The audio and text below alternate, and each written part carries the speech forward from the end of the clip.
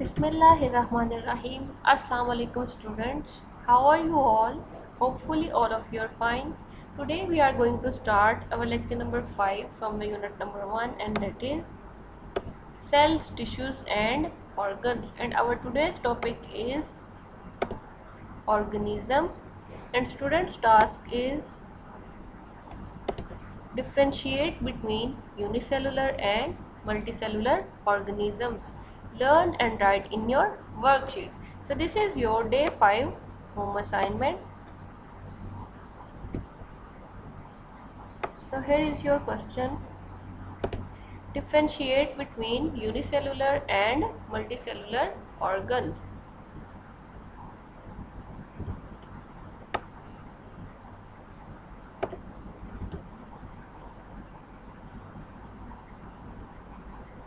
हमारे पास क्वेश्चन था differentiate between unicellular and multicellular organisms.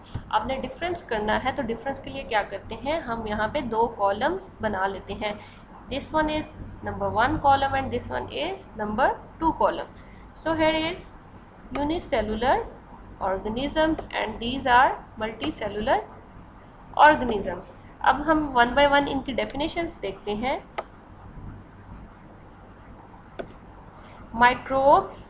Microbes mean microorganisms. Microorganisms are those organisms which cannot be seen with the naked eye, so you have to use microscope or some other instrument to watch the microbes. So microbes and some very simple plants that consist of only one cell is called unicellular organism.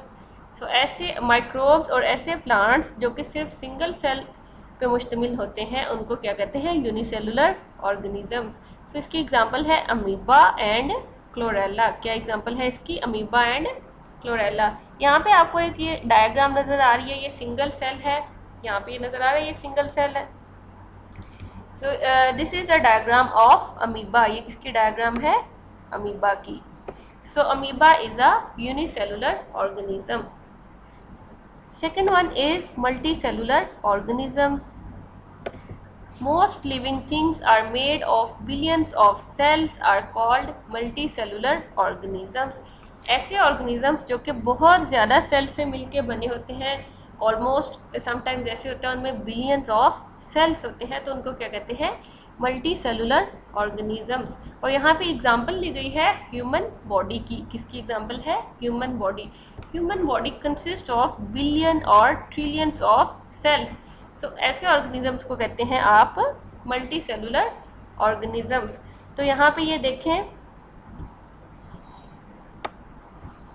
Example दी गई है. यहाँ पे एक human being दिखाया गया. यहाँ पे ये एक साइंटिस्ट नज़र आ रहा है आपको. So this is a human being. So students, this is your today's lecture. You have learned about the unicellular organisms and the multicellular organisms. You have to learn this question and write in your worksheet. Thank you.